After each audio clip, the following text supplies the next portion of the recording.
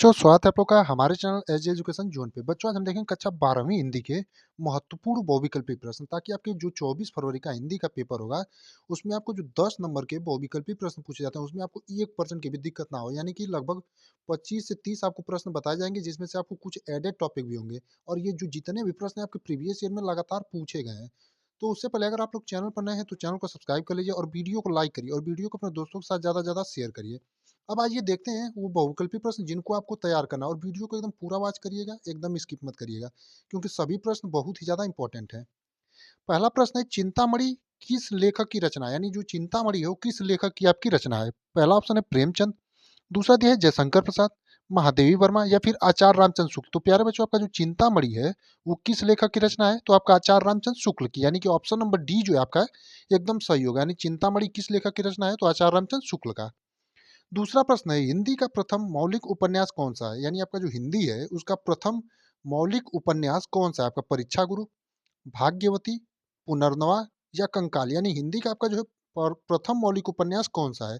तो जो आपका हिंदी का प्रथम मौलिक उपन्यास है कौन सा है? परीक्षा गुरु है। यानी कि ऑप्शन नंबर ए जो दिया आपका एकदम सही होगा। प्यारे बच्चों, इसमें जितने भी आपको क्वेश्चन बचाए जाएंगे सभी आपके बहुत ही इंपॉर्टेंट प्रश्न होंगे और बार बार जो है प्रीवियस ईयर में पूछे गए हैं। जैसे आपका दूसरा प्रश्न है, ये भी वेरी इंपॉर्टेंट प्रश्नों में से एक है और बार बार आपका जो है यूपी बोर्ड एग्जाम में किसी ना किसी सेट में पूछा जाता है। अब देखेंगे तीसरा प्रश्न। तो तीसरा है, आवारा मसीहा किस विधा की रचना है? यानी आवारा मसीहा जो है वो किस विधा की रचना है? तो आपका उससे पहले देखेंगे आवारा मसीहा के लेखक कौन है। आवारा मसीहा के आपके लेखक कौन है? तो विष्णु प्रभाकर है। यानी कि आपका एक और प्रश्न यहाँ से तैयार हो गया। कभी कभी आपसे पूछ देता है कि आवारा मसीहा के जो है लेखक कौन है। तो आवारा मसीहा के आपके लेखक कौन है? तो विष्णु प्रभाकर। यानी कि आपका एक प्रश्न और तैयार हो गया। उसके बाद देखेंगे आवारा मसीहा किस विधा की रचना है? आपका संस्मरण, आत्मकथा, जीवनी या चौथा ऑप्शन दिया है रेखा चित्र। तो जो आपका आवारा मसीहा है वो किस विधा की रचना है? तो आपका जीवनी है। यानी कि ऑप्शन नंबर सी जो एकदम सही है। यानी कि जीवनी आपका जो है विधा इसकी होगी। और आवारा मसीहा किस लेखक की रचना है? तो आपका विष्णु प्रभाकर की। अगले यानी चौथे प्रश्न को देखेंगे। तो चौथा प्रश्न है, ब्राह्मण पत्रिका के संपादक कौन है? यानी ब्राह्मण पत्रिका जो है उसके संपादक आपके कौन है? राधाचरण गोस्वामी, दूसरा ऑप्शन है बालकृष्ण भट्ट, तीसरा है पंडित लल्लूलाल, चौथा है प्रताप नारायण मिश्र। तो आपका जो राधा आपका ब्राह्मण पत्रिका है उसके संपादक आपके कौन है प्यारे बच्चों? तो आपका प्रताप नारायण मिश्र हैं। यानी कि चौथा वाला जो ऑप्शन है आपका एकदम सही होगा। यानी ब्राह्मण पत्रिका के संपादक आपके कौन है? तो प्रताप नारायण मिश्र। और ये भी जो है आपका वेरी इंपॉर्टेंट प्रश्नों में से एक है। वैसे तो आपके इसमें जितने भी प्रश्न है सभी इंपॉर्टेंट ही हैं। यानी लगभग आपको 25 से 30 क्वेश्चन बताए जाएंगे और सभी आपके बहुत ही ज़्यादा महत्वपूर्ण हैं। अगला है पांचवा, मेरी असफलता है किस विधा की रचना है? यानी जो आपका मेरी असफलता है वो किस विधा की रचना है? तो उससे पहले देखेंगे मेरी असफलता जो है वो किसकी रचना है, यानी किसके द्वारा लिखी गई है? तो ये लिखी गई है आपका अमृत राय द्वारा। यानी आपका अगर पूछेगा कि मेरी असफलता किसके द्वारा लिखी गई है, यानी किसकी रचना है, तो आपका अमृत राय की है। अब देखेंगे मेरी असफलता किस विधा की रचना है? आपका कहानी है, आत्मकथा है, डायरी है या फिर जीवनी साहित्य है? तो जो मेरी असफलता है वो किस विधा की रचना है? तो आपका आत्मकथा है। यानी कि ऑप्शन नंबर बी जो आपका दिया एकदम सही होगा। यानी कि मेरी असफलता किस विधा की रचना है प्यारे बच्चों? तो आत्मकथा है। और किसकी रचना है अगर पूछ दे आपसे तो अमृत राय की रचना है। यानी अगर रचना पूछे तो अमृत राय, और किस कौन सी विधा है पूछे तो आपका आत्मकथा। और ये भी वेरी इंपॉर्टेंट प्रश्नों में से आपका एक है और ये भी जो है आपका लगभग हर साल पूछा जाता है। अब देखेंगे अगला यानी छठा प्रश्न। तो है, अष्टयाम के रचयिता कौन है? यानी जो अष्टयाम आपका है उसके रचयिता आपके कौन है? वल्लभाचार्य, दूसरा है तुलसीदास, सी में दिया है गोकुलनाथ और डी में नाभादास। तो आपके अष्टयाम जो है उसके रचयिता कौन है? तो नाभादास है। यानी कि ऑप्शन नंबर डी जो एकदम सही होगा। यानी अष्टयाम के रचयिता कौन है? तो नाभादास। अगला यानी सातवां प्रश्न देखेंगे, कलम का सिपाही किस विधा की रचना है? यानी जो कलम का सिपाही है वो किस विधा की रचना है? आपका कलम का सिपाही। तो कलम का सिपाही जीवनी, रेखा चित्र, कहानी या फिर उपन्यास। तो कलम का सिपाही आपका किस विधा की रचना है? तो आपका जीवनी है। यानी कि ऑप्शन नंबर ए जो एकदम सही होगा। यानी कलम का सिपाही जो है किस विधा की रचना है? तो आपका जीवनी है। यानी कि ऑप्शन नंबर ए जो एकदम सही होगा। अगला प्रश्न देखेंगे यानी आठवां वाला, 100 अजान एक सुजान के लेखक हैं और ये भी आपका वेरी इंपॉर्टेंट प्रश्नों में से एक है। यानी कि लगभग हर साल किसी ना किसी सेट में ये भी पूछा जाता है और बहुत ही यूनिक प्रश्न है, इसलिए ज़्यादा लोग केयर नहीं करते हैं। 100 अजान एक सुजान के लेखक कौन है? आपके श्रीनिवास दास, दूसरा ऑप्शन है बालकृष्ण भट्ट, तीसरा में है प्रताप नारायण मिश्र और चौथा है राधा कृष्ण दास। तो आपका 100 अजान एक सुजान के लेखक कौन है? तो आपका बालकृष्ण भट्ट है। यानी कि ऑप्शन नंबर बी आपका एकदम सही होगा। यानी कि 100 अजान एक सुजान के लेखक कौन है? तो बालकृष्ण भट्ट। नवा वाला प्रश्न है, आनंद कादम्बिनी के संपादक कौन है? यानी आनंद कादम्बिनी जो है उसके संपादक आपके कौन है? बालकृष्ण भट्ट, दूसरा ऑप्शन दिया है रामचंद्र शुक्ल, तीसरा ऑप्शन दिया है बद्री नारायण चौधरी प्रेमघन, चौथा दिया है लल्लू लाल। तो आपका जो आनंद कादम्बिनी है इसके संपादक आपके कौन है? तो बद्री नारायण चौधरी प्रेमगन है, यानी कि ऑप्शन नंबर सी जो आपका दिया है एकदम सही होगा। प्यारे बच्चों, इसमें जितने भी आपको बहुविकल्पी प्रश्न बताए जाएंगे सभी बहुत ही महत्वपूर्ण है, तो आप सबको एकदम ध्यान से गौर करिएगा और वीडियो को एकदम स्किप मत करिएगा, पूरा आवाज करिएगा, क्योंकि 10 से 12 मिनट का वीडियो होगा और इसमें आपको बहुत सारे आपके 10 नंबर के यूपी बोर्ड एग्जाम में बहुविकल्पी प्रश्न कक्षा 12 में पूछे जाते हैं, एकदम बढ़िया से तैयार होगा। अगला है 10वां, निम्नलिखित में से हरिशंकर परसाई की रचना कौन सी है? यानी इनमें से आपका जो है हरिशंकर परसाई की रचना कौन सी है? सन्नाटा है, दूसरा है विचार और वितर्क, तीसरा है जिंदगी मुस्कुराई, चौथा है तब की बात और थी। तो आपका निम्नलिखित में से हरिशंकर परसाई की रचना कौन सी है? तो तब की बात और थी, यानी कि ऑप्शन नंबर डी जो है आपका एकदम सही होगा। यानी हरिशंकर परसाई की रचना कौन सी है? तो तब की बात और थी। अगला है तार सप्तक का प्रकाशन वर्ष है 1954, दूसरा है 1943, तीसरा है 1936 36 और चौथा है 1938। तो आपका तार सप्तक यानी प्रकाशन वर्ष जो है वो पहला कब हुआ था? तो 1943, यानी कि तार सप्तक का प्रकाशन वर्ष पहले से लिया जाता है, तो आपका 1943। अगर आपसे पूछे तार सप्तक के आपका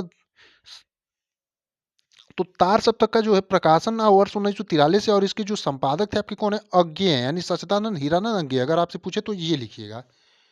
अब देखेंगे अगला यानी 12वां प्रश्न, तो उसने कहा था कहानी के लेखक हैं, यानी उसने कहा था जो कहानी है उसके लेखक आपके कौन है? तो आपको ये पता चल गया उसने कहा था कि कौन सी विधा है इसकी, तो इसकी विधा आपकी कहानी है, यानी कि यहाँ से आपको ये पता चल गया उसने कहा था कौन सी विधा की रचना है, तो कहानी विधा की। अब इसके लेखक देखेंगे, तो इसके लेखक आपके कौन है? महावीर प्रसाद द्विवेदी, दूसरा दिया है चंद्रधर शर्मा गुलेरी, तीसरा दिया है जयशंकर प्रसाद और चौथा दिया है भारतेंदु हरिश्चंद्र। तो उसने कहा था जो आपकी कहानी है उसके लेखक कौन है? तो चंद्रधर शर्मा गुलेरी, यानी कि ऑप्शन नंबर बी जो है आपका एकदम सही होगा। यानी उसने कहा था कि जो लेखक है कौन है? चंद्रधर शर्मा गुलेरी। अगला देखेंगे यानी 13वां प्रश्न, कामायनी महाकाव्य में सर्गों की संख्या है। तो सबसे पहले देखेंगे कामायनी महाकाव्य किसके द्वारा लिखा गया, यानी इसके लेखक कौन है? तो इसके लेखक आपके कौन है? जयशंकर प्रसाद है, यानी कि आपका लेखक अगर पूछे कामायनी महाकाव्य के लेखक कौन है तो जयशंकर प्रसाद हैं। तो एक प्रश्न आपका यहाँ से ये भी तैयार हो गया। अब इसमें कामायनी महाकाव्य में आपसे सर्गों की संख्या पूछा है 12, दूसरा है 15, तीसरा 9 और चौथा 17। तो आपका कामायनी महाकाव्य में प्यारे बच्चों जो सर्गों की संख्या होती है 15 होती है, यानी कि आपका जो सही उत्तर होगा ऑप्शन नंबर बी होगा, यानी 15 होता है। अगला यानी 14वां प्रश्न है, सुमित्रानंद पंत को साहित्य अकादमी पुरस्कार मिला था, यानी सुमित्रानंद पंत को जो है साहित्य अकादमी पुरस्कार किस पे मिला था? आपका जो है किस चीज के, किसके लेखे पे, यानी किस चीज को लिखा था? तब चिदम्बरा पर, स्वर किरण पर, कला और बूढ़ाचार्य पर, या फिर लोकायतन पर। यानी सुमित्रानंद पंत को जो है इनमें से किस जो है चीज पर जो है आपको साहित्य अकादमी पुरस्कार मिला था? तो कला और बूढ़ाचार्य पर मिला था, यानी कि ऑप्शन नंबर सी जो है एकदम सही होगा, यानी कि कला और बूढ़ाचार्य पर जो है सुमित्रानंद पंत को साहित्य अकादमी पुरस्कार मिला था। अगला यानी 15वां प्रश्न है, अज्ञेय को किस रचना पर भारतीय ज्ञानपीठ पुरस्कार प्राप्त हुआ? यानी अज्ञेय जो है उनको किस रचना पर जो है भारतीय ज्ञानपीठ पुरस्कार प्राप्त हुआ था? कितनी नावों पर कितनी बार, दूसरा है ऐसा कोई घर आपने देखा है, तीसरा है आंगन के पार द्वार, चौथा है अरियो करुणा प्रभाम है। तो आपका जो अज्ञेय को है किस रचना पर आपको ज्ञानपीठ पुरस्कार मिला था? तो कितनी नावों पर कितनी बार, यानी कि ऑप्शन नंबर ए जो है आपका एकदम सही होगा। यानी प्यारे बच्चों कितनी नावों पर कितनी बार जो है अज्ञेय को ज्ञानपीठ पुरस्कार मिला था। अगला प्रश्न देखेंगे यानी 16वां वाला, छाया। तो आपका छायावाद की जो है प्रमुख विशेषता क्या है? तो छायावाद की प्रमुख विशेषता क्या है? उपदेशात्मक वृत्ति, इत्ता वृत्तात्मकता, श्रृंगार वर्णन, या फिर सौंदर्य और प्रेम। यानी छायावाद की इसमें से आपकी प्रमुख विशेषता क्या है? तो छायावाद की प्यारे बच्चों प्रमुख विशेषता क्या है? सौंदर्य और प्रेम, यानी कि ऑप्शन नंबर डी आपका एकदम सही होगा। यानी कि आपका छायावाद का जो प्रमुख विशेषता है सौंदर्य और प्रेम है। अगला प्रश्न देखेंगे, निम्नलिखित में से राम भक्ति शाखा के कवि नहीं है, यानी आपका इनमें से कौन से जो है राम भक्ति शाखा के कवि नहीं है? तुलसीदास, दूसरा दिया है चतुर्भुजदास, तीसरा दिया है नाभादास, चौथा है अग्रदास। तो निम्नलिखित में से आपके राम भक्ति शाखा के कवि कौन से नहीं है?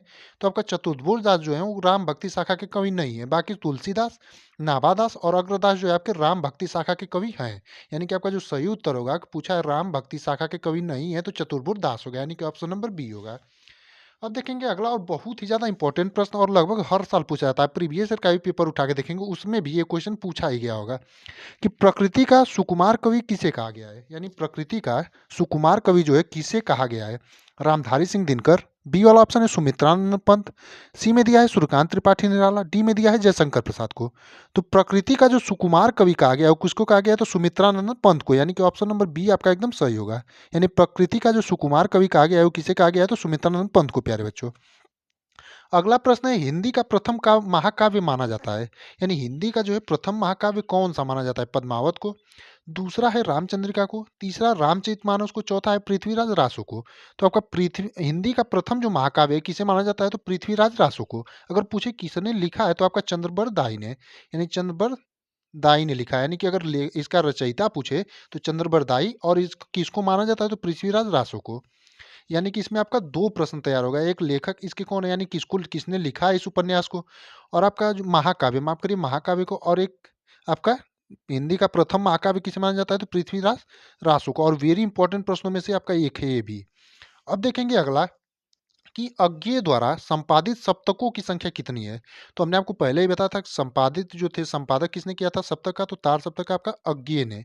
और 2, 4, 1 और 3, यानी अज्ञेय द्वारा संपादित सप्तकों की संख्या कितनी है? तो 3 है, यानी प्रथम जो 3 थे इनके द्वारा संपादित, यानी सच्चिदानंद हिरणानंद अज्ञेय द्वारा, यानी कि ऑप्शन नंबर डी आपका एकदम सही होगा। अगला यानी 21वां प्रश्न है, वीर गाथा काल की प्रमुख विशेषता है, यानी आपका जो वीर गाथा काल है उसकी प्रमुख विशेषता कौन सी है? मुक्तक काव्य रचना, दूसरा है प्रकृति चित्रण, तीसरा है युद्धों का सजीव चित्रण, चौथा है नारी का रूप सौंदर्य चित्रण। तो आपका वीर गाथा काल की जो प्रमुख विशेषता है आपका वो युद्धों का सचित सजीव चित्रण, यानी कि ऑप्शन नंबर सी जो आपका दिया है एकदम सही होगा। यानी वीर गाथा काल की प्रमुख विशेषता क्या है? तो युद्धों का सजीव चित्रण। अगला यानी 22वां और अंतिम प्रश्न कि हिंदी साहित्य के किस काल को स्वर्ण युग कहा जाता है? यानी हिंदी साहित्य के जो है किस काल को जो है स्वर्ण युग के नाम से जानता है? भक्ति काल, आधुनिक काल, रीति काल या फिर आदिकाल। तो जो आपका भक्ति काल है प्यारे बच्चों उसको जो है स्वर्ण युग से नाम से जाना जाता है, यानी कि ऑप्शन नंबर ये आपका एकदम सही होगा। प्यारे बच्चों इसमें हमने आपको 22 प्रश्न बताए, लेकिन इनमें से बहुत सारे ऐसे प्रश्न हैं जिसमें से आपको एक प्रश्न में 2-2 प्रश्न बताएं, यानी लगभग 25 से 30 प्रश्न आपके इसमें तैयार हुए हैं। और सभी प्रश्न आपके प्रीवियस ईयर में पूछे गए और बहुत ही ज़्यादा इंपॉर्टेंट हैं। तो आप लोग क्लास को पूरा वॉच करिएगा, यानी 12 मिनट का वीडियो है उसको पूरा वॉच करिएगा, ताकि आपका जो 10 नंबर का 24 फरवरी को यूपी बोर्ड के पेपर में आपसे क्वेश्चन पूछे तो बहुविकल्पी में आपका एक नंबर भी गलत ना हो, यानी कि पूरा एकदम बढ़िया और जेन्युइन बढ़िया क्वेश्चन है। तो सभी को आप लोग एकदम बढ़िया से तैयार करिएगा, और चैनल को सब्सक्राइब कर लीजिए ताकि आगे आने वाले दिनों में किसी भी जो वीडियो हम ऐसा अपलोड करें तो आपको सबसे पहले मिले, और नोटिफिकेशन बेल को भी ऑन कर लीजिए। और बाकी ऐसी ही वीडियो हम आपके लिए रोज लाते रहेंगे। उम्मीद करते हैं आपको वीडियो एकदम बढ़िया लगा होगा और अपनी तैयारी बढ़िया से तैयारी में लगे होंगे।